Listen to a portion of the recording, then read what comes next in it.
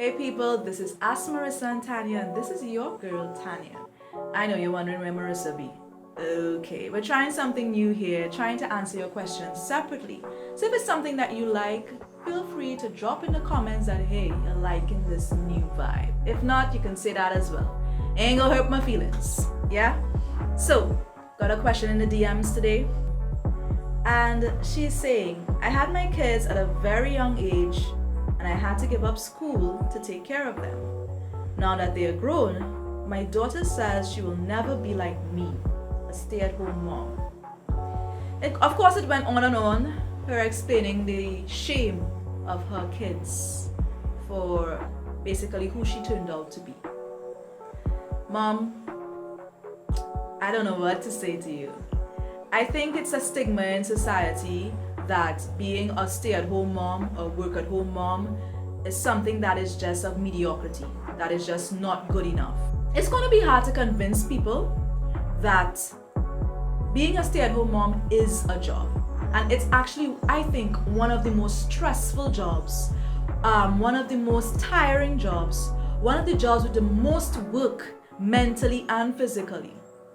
But it just seems as though society doesn't understand that. And I have no idea why. I don't know where we got to that point, because I do remember there was a time where moms were expected to be at home. Now we're expected to be in the workforce, working, making money, and taking care of our kids to the point where they are thriving, not just living. It's like more is on our shoulders. I think what I would do in your situation is first of all recognize that your happiness is not based on what other people think. That's, I think, the most important thing. Know that how you feel about you is definitely not dependent on what anyone thinks, including your daughter, including your man, including your mother, your father. Your happiness is dependent on you.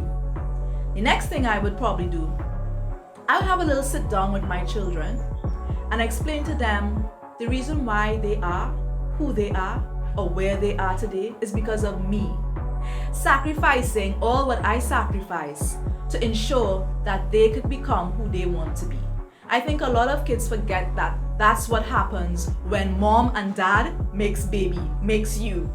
You put so much aside to ensure that they can be where they want to be. They can achieve what they want to achieve. That, come on, a lot of your goals, all of your dreams get pushed to the side.